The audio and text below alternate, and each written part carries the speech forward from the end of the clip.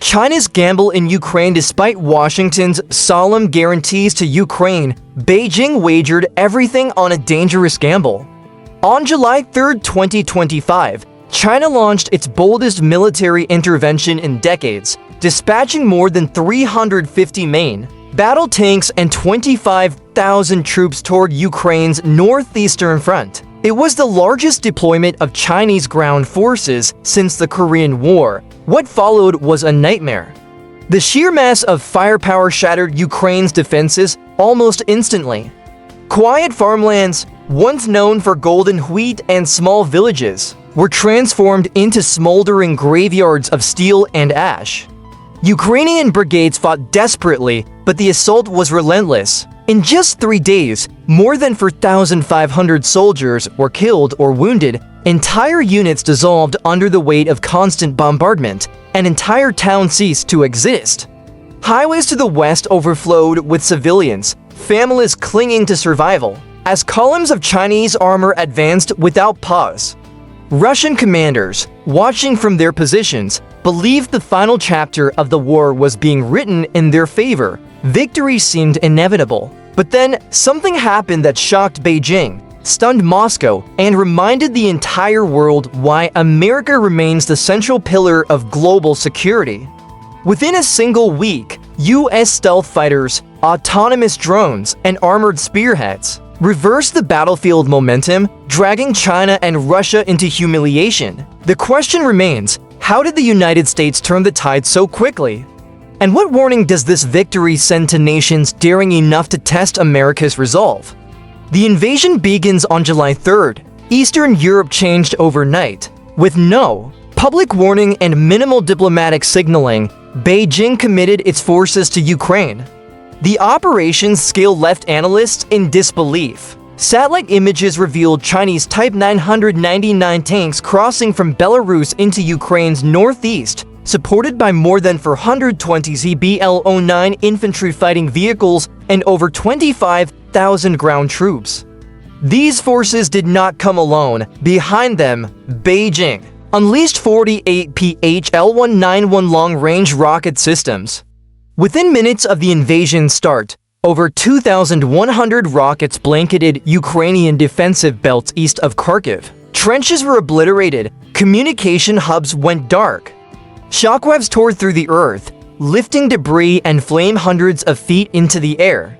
Ukrainian artillery crews tried to counter, but Chinese CH-4 strike drones hunted them mercilessly. Battery after battery was wiped out. The skies were filled with the buzzing of drones marking targets, guiding precision rockets, and striking themselves. Civilians fleeing the chaos captured video of endless armored columns rolling over shattered highways, stretching for miles like unstoppable iron serpents. Every destroyed Chinese tank was quickly replaced by 5 more pressing forward. By nightfall, the mechanized spearheads had penetrated over 40 miles deep, crushing lightly fortified towns. Ukrainian radio chatter painted a picture of desperation. We can't hold. Enemy armor at our flanks. Repeat, they're at our flanks.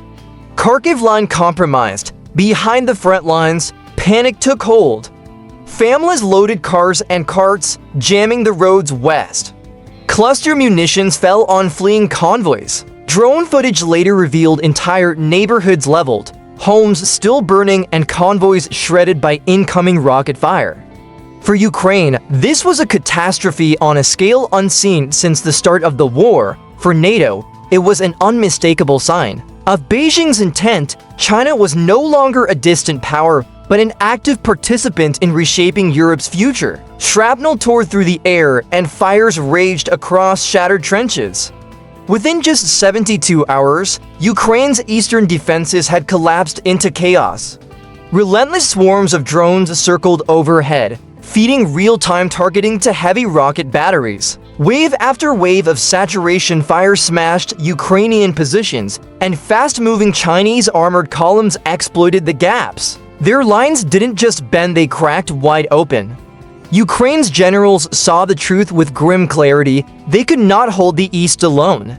If reinforcements didn't arrive soon, if allies hesitated even a little, China and Russia together would slice their way to the Dnipro River, In only a matter of weeks, Ukraine could lose half of its territory. By July 6th, with collapse imminent, Ukraine's president made the decision he had tried desperately to avoid. Late that night, he placed a direct call to the White House. His message was blunt: stripped of all ceremony, without immediate American help, Ukraine would not survive intact. In Washington, the words hit like a spark in dry timber. Urgency seized the halls of power. That very night, the U.S. National Security Council convened an emergency session at the highest level. Intelligence officers painted a bleak picture. Chinese forces had advanced more than 40 miles in only 3 days. Ukrainian brigades had been shattered, their reserves already committed. Russia, meanwhile, prepared to exploit the chaos, massing forces for fresh assaults toward Kyiv. The stakes were undeniable. America's top generals warned the president, if the United States stood by and allowed China's intervention to succeed, the precedent would reverberate across the globe. Other adversaries would see that borders could be redrawn by force while America hesitated. The chairman of the Joint Chiefs put it in stark terms: this isn't just Ukraine. The entire world is watching to see whether we still hold the line. The president didn't hesitate. Within hours, he approved a direct intervention order. Unlike NATO, bound by slow-moving councils and endless negotiations, this was a purely American decision. C-17 Globemasters began loading advanced anti-tank systems, drones, precision munitions, and medical supplies. Tank crews and mechanized units were quietly placed on standby. Squadrons of F-35s and F-22 Raptors stationed in Europe received coded alerts to prepare for combat sorties over Ukraine. The signal was unmistakable. The United States would not allow Beijing to dictate Europe's future by brute force. Pentagon planners estimated that American air power could begin strikes within just 36 hours. Ukraine would not stand alone. Beijing was about to discover what it meant to provoke the world's most formidable military. China's intervention was more than aggression, it was arrogance. A cold demonstration of how little they feared American resolve. The question lingered for every policymaker, general, and citizen: how would you answer such audacity? The answer came swiftly. July 8, 2025, just after dawn. The skies over Ukraine filled with contrails and the distant rumble of jet engines. The United States had arrived, and it was not coming cautiously. In a matter of hours, a full-spectrum American combat package swept into Ukraine's embattled northeast. It began with 36 stealth fighters, F-35s, and F-22 Raptors launching coordinated seed missions, suppression of enemy air defenses. Flying at altitudes where radar returns dissolved into static, they used cutting-edge AESA radars and sensor fusion to pinpoint Chinese mobile SAM systems before they could even power up their tracking arrays. Moments later, AGM-88 HARM missiles screamed across the sky, homing in on electronic emissions and obliterating radar sites in a storm of precision explosions. In the silence that followed, MQ-9 Reaper drones slipped through the gaps, circling at 25,000 feet, their infrared sensors hunting for Chinese artillery batteries. Once targets were marked, Hellfire missiles plunged downward, reducing PHL-191 rocket systems to burning wrecks before they could fire again.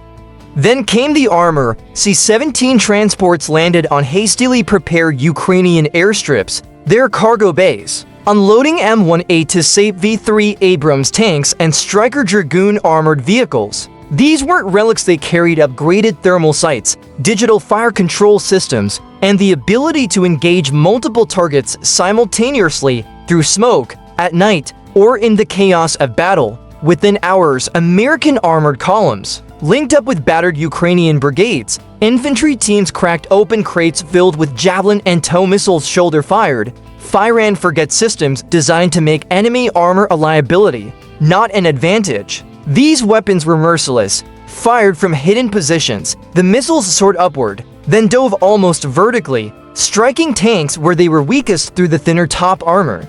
In the first 6 hours alone, Javelin teams destroyed more than 40 Chinese tanks, leaving smoking carcasses scattered across gold and wheat fields. Above them, American pilots maintained relentless pressure. F-35s, using their distributed aperture systems, tracked heat signatures dozens of miles away, passing targeting data directly to ground commanders. Chinese battalion radios crackled with panic. One commander shouted in disbelief, "We can't! See, them missiles are striking from nowhere." By mid-afternoon, Chinese mechanized columns began to falter. Abrams crews seized the moment, launching flanking attacks that tore through retreating convoys. Overhead, Reaper drones picked off, fleeing trucks with cold precision. In just 6 hours, the joint U.S. Ukrainian offensive annihilated nearly 180 Chinese armored vehicles and support trucks. What had looked like Beijing's boldest gamble was rapidly becoming its costliest miscalculation.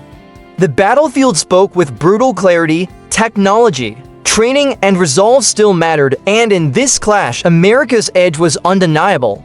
Earlier, Chinese commanders were wholly unprepared for the level of seamless battlefield integration the United States unleashed. What for them was still a fragmented fight of tanks, artillery, and infantry was transformed into something far deadlier, a battle network unlike anything they had ever experienced. Satellite uplinks relayed real-time intelligence directly into the helmets of American-led squads on the ground. Tank commanders, instead of relying on distant radio calls or guesswork, had live drone feeds streaming across hardened tablets. High above, stealth jets ghosted across the skies, invisible to conventional radar, hunting down enemy air defenses before they even knew they were being targeted. The effect was devastating. What followed was not simply combat, but a systematic dismantling of China's force. By nightfall, the sky itself betrayed the outcome. Drone-mounted thermal cameras painted a grim picture, hundreds of vehicles burning out along roadsides, the countryside littered with the silhouettes of bodies, and clusters of Chinese soldiers surrendering in panic, raising their hands in fractured, terrified groups. The road to Khark, once seen as Beijing's direct path to tipping the war in Russia's favor, now lay open and eerily clear. Instead of tanks rolling in triumph, the route was lined with blackened wreckage, smoldering engines, and the skeletal remains of an overconfident gamble. For China, it was a punishment written in steel, fire, and ruin. For Ukraine, it was the first breath of relief after a week of relentless horror. And for America, it was a reminder to the entire world. Even in the modern age, no rival yet matched its ability to dominate a battlefield at will. By July 10th, the failure was undeniable. What Beijing had sold to its people and allies as a swift, decisive campaign to shift the war firmly in Moscow's favor had crumbled into catastrophe. The remnants of its expeditionary force, the shattered remains of nearly 25,000 troops, and more than 350 armored vehicles were fleeing in broken columns. Most would never return. Satellite imagery later revealed haunting scenes, convoys of burned-out tanks and abandoned armored carriers left to rust along roads, snaking back toward Belarus. Soldiers discarded rifles, rations, even protective gear, in their desperation to escape. In just the final 24 hours, under constant drone surveillance and ambushes from roaming Javelin teams, more than 180 armored vehicles were destroyed.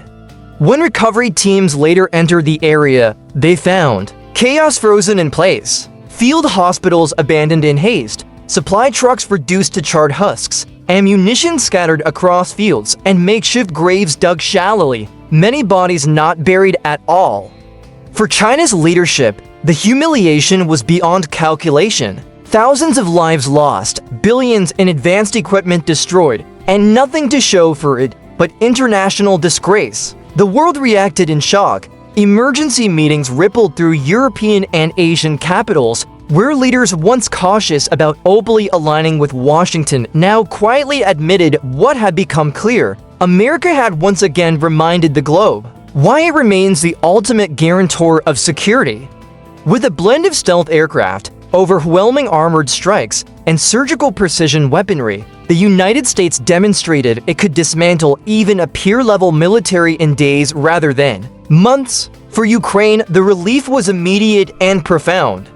Defensive lines that had seemed on the verge of collapse held firm once more.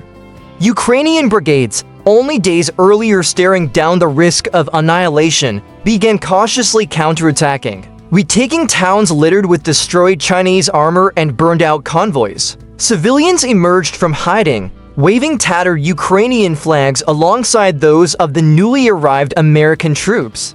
Entire communities, broken and starved of hope, now looked at the U.S. presence as a lifeline. In Washington, the president addressed the nation in solemn tones, striking a balance between reassurance and warning. The United States does not seek conflict.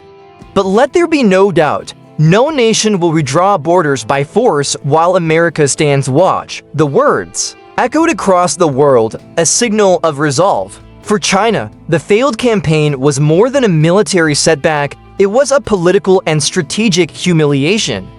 For Russia, it was a stark warning. Even with powerful partners, the West's will and America's arsenal could still deliver devastation. For the broader world, it was the reaffirmation of a long-standing truth. When the United States chooses to act decisively, it alters the course of wars and reminds every would-be aggressor exactly who holds the balance of power. What had begun on July 3rd as a bold gamble by Beijing, the insertion of tens of thousands of troops and hundreds of tanks into Ukraine, ended less than 2 weeks later as a cautionary tale for every global capital. China entered the conflict brimming with confidence, but it left behind only scorched wreckage and uncounted dead.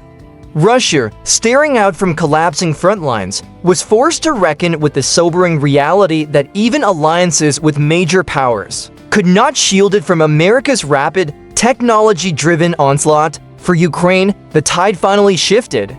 The U.S. intervention did not just halt the collapse, it obliterated the invasion's momentum. Kyiv's defenders gained the breathing space they so desperately needed to reinforce positions, repair shattered morale, and prepare for the battles still to come. Beyond the wreckage-strewn battlefields, the lesson reverberated worldwide. In a century where new powers seek to challenge old boundaries and redraw maps, the United States proved it still possessed something unmatched: the ability to project overwhelming force, quickly, precisely, and in perfect coordination. No rival yet could replicate that. In villages scarred by tank battles and drone strikes, Ukrainian children waved both their own flags and American banners, simple yet powerful symbols of the partnership that had saved them. In Washington and allied capitals, the message was clear as well. Despite economic strains, domestic debates, and shifting global currents, the United States remained the anchor preventing international order from disintegrating into chaos. From the blackened highways of eastern Ukraine to the polished marble halls of global diplomacy, the campaign became a brutal yet unmistakable reminder: when America acts, the world pays attention, and aggressors, no matter how bold, are forced to count the cost. This Chinese gamble was more than a failed military maneuver. It was an open challenge to U.S. global leadership, a test of will carried out in blood and steel. The question now remains, was Beijing deliberately testing Washington's nerve, or did it simply underestimate America's unmatched power? What do you think? Was this a calculated provocation or a reckless miscalculation? Share your thoughts below and stay with us as we uncover what comes next.